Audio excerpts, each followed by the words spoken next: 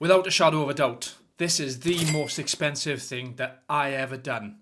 That includes going on holidays with a family, buying some family cars. My name's Lee. I am running the Dragon's Back race in 2025. Now, you think the Dragon's Back race is just about running? Think again. Known as the toughest mountain race in the world, this 6-day journey through the Welsh mountains is as much a test of preparation as it is endurance. And let's be honest, as you're about to find out, the financial challenge can feel as steep as it climbs. In this video, I'm going to be breaking down the mandatory kit required for the Dragon's Back race, and also share some essentials that I will need to take that aren't on the kit list. And I'm going to be keeping a running tally of what it costs. Stick around. If this video gets 100 likes, I'll head over to Decathlon and compare the prices. Now, chances are, if you're watching this video, you already know what the Dragon's Back is. The Dragon's Back race is very niche, and only 300 or so enter every year, and about 50% of people actually finish the course. But for those of you that don't know, Dragon's Back race is a race that spans 6 days, 380 kilometres, over twice the elevation of Everest, from Conwy Castle to Cardiff Castle. It tests not just your physical, but your mental limits. But it also tests your wallet. The entry fee alone is £1,899. Yeah, you heard that right. To put into comparison with what I normally do, I could probably get over 20 ultramarathons here in South Wales for the cost of this one race entry. But that's not all. Because of the nature of the race, it comes with a strict kit list. Now, this kit list is obviously designed to keep you safe in the mountains, in hazardous weather. The mountains are unpredictable, right? So we have to be prepared. Therefore, the costs are going to skyrocket. Today, I'm going to go through exactly what kit I'm going to need for the Dragon's Back. And truth be told, I don't have much of it, so the cost is going to be ridiculous. First and foremost on the kit list is the waterproof jacket. Now, point to note, you can't use a waterproof jacket that has tears or is damaged in any way. So that is my current Ron Hill running jacket out the window. Also, the waterproof jacket needs to be 10,000 millimeters hydrostatic head. What that means is it needs to be suitable to withstand prolonged hazardous mounting conditions. 10,000 minimum, however, Dragon's Back recommend 15 to 20,000. And the jacket they've recommended is the Montane Phase Light. And this comes in at £325. I'm going to put a running tally here so you know exactly how much the costs are on. Now, this jacket is ultra light, breathable, and it's built for extreme conditions, right? And the jacket is fully compliant with the race standards. Next thing is waterproof trousers. Yes, we've all been there on races where the waterproof trousers have sat in the backpack and not made an appearance ever. Not even in the military did I wear my Gore-Tex trousers. However, there's going to be a need, I think, if the weather turns. For both the jacket and the trousers, they need to have fully taped or welded seams. Dragon's Back are recommending, again, the Montane Spirit Light, and these are £170, so that's the total there. Now, these obviously meet the standards. They're lightweight, they pack away really small, and if you buy them new, they've all got their waterproofs on. One of the caveats is if you're using your own kit and it's old, it's got to be recently waterproofed. Next on the list is a spare synthetic warm top. If you're considering the Dragon's Back race, there's a few rules you have to follow when buying a warm top. It has to be 300 grams.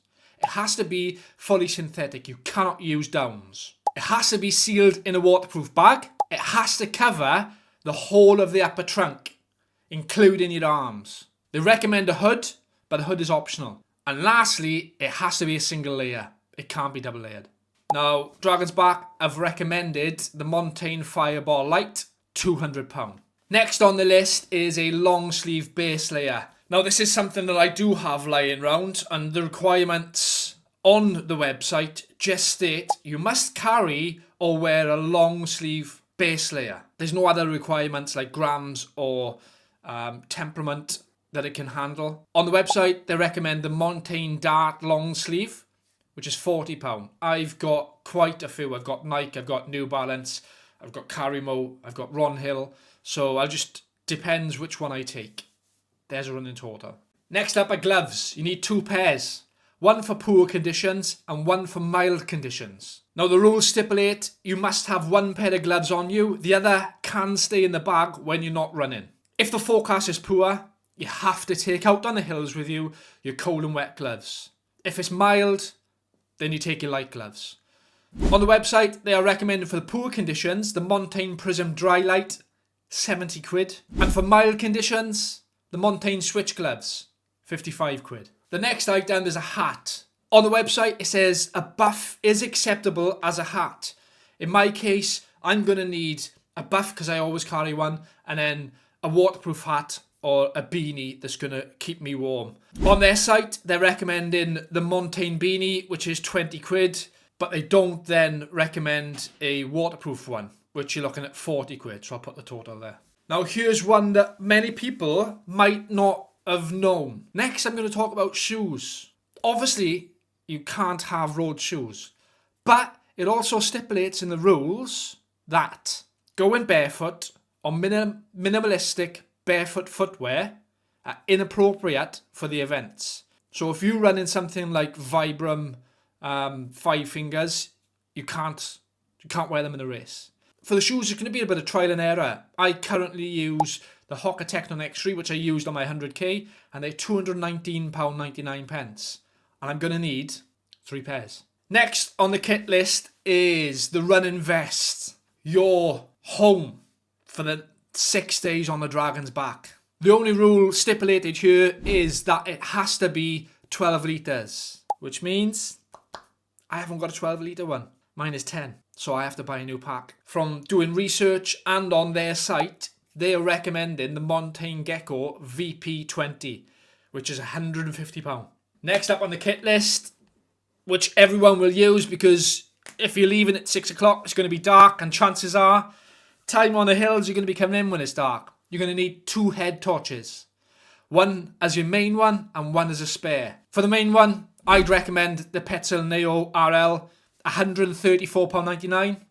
And as a spare, on the website, they're recommending the Silver Scout 3 for £29.99. Now, that's not a bad price for a head torch for a spare, especially if it's going to meet the requirements of the kit list. Next up is a compass. On the website, they say that it has to be a full-size magnet base plate compass, but a specialised thumb compass for skilled orienteers, familiar with its use, is acceptable.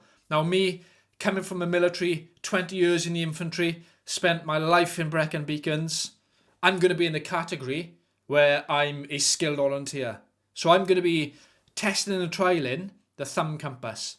Now the price on a thumb compass, £35.69. I don't own one currently. I've got a silver compass, which I'll take anyway as a spare.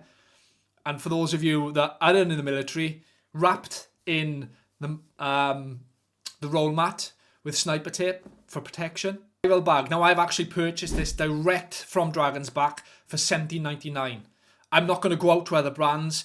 I know they recommend this one, and it's going to be essential when we're on the mountains. All it takes is one wrong step and you're in a world of hurt. Next up on the mandatory kit list is a whistle. Now most packs come with a whistle anyway. If it doesn't, there's always whistles lying around, but they're only cheap on Outdoors GP. They're £2.89, so I'll put that total there. Now, that's just the running kit out of the way. That is the mandatory kit that you are required to take on the hills when you're doing the Dragon's Back for the 6 days.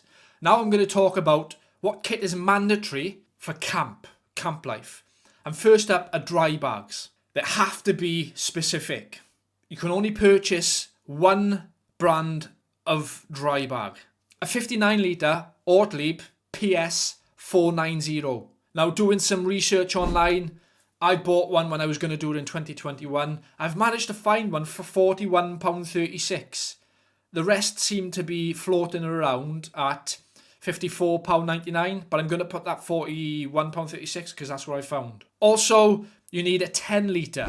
So the 59 litre will be your bag for camp, and then your drop bag will be a 10 litre. Now the price is very massive on this, right up to £35. So I'm going to put that there.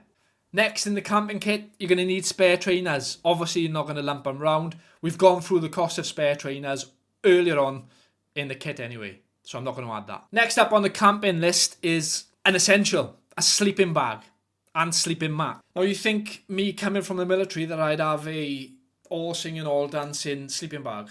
I don't. The sleeping bag's personal choice, but it seems to be that OMM Mountain Raid 160 is what everybody's going for, and it's £197.99. Now a sleeping mat is personal preference.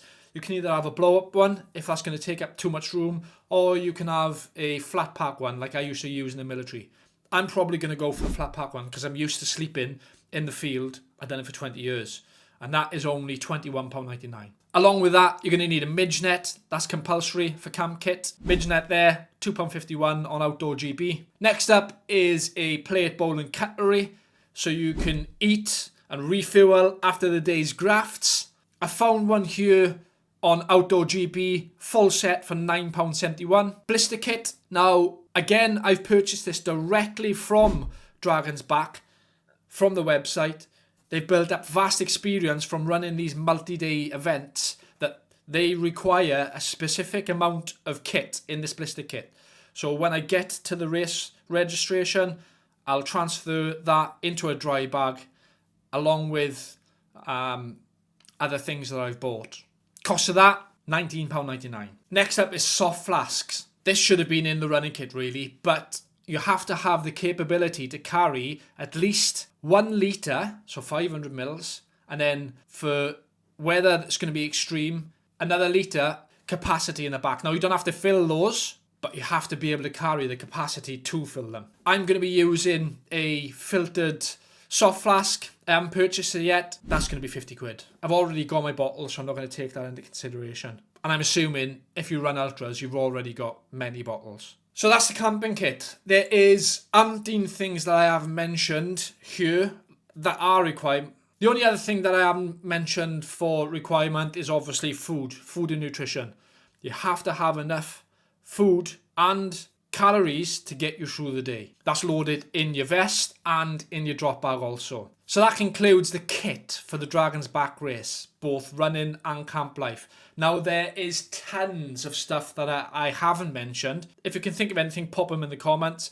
But there's stuff that I haven't mentioned like compression socks, power banks, microfiber towels, sliders, earbuds, paracetamols, first aid kit. Oh, first aid kit's mandatory. I should have mentioned that. I didn't because I bought it from Dragon's Back. There's tons of stuff that I haven't mentioned. And the cost is going to be over £5,000. So, is the Dragon's Back race expensive? Absolutely. But once you've bought this kit, hopefully you've got it for a number of years.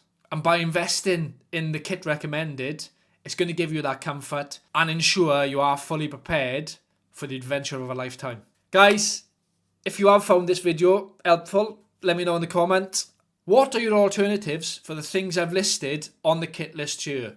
Also, if you have done Dragon's Back and you're watching this race because you want to reminisce, please drop in the comments what worked for you, what didn't, and things you would suggest. That would massively help me out. Guys, remember, run strong, rest well, and I'll see you on the trails.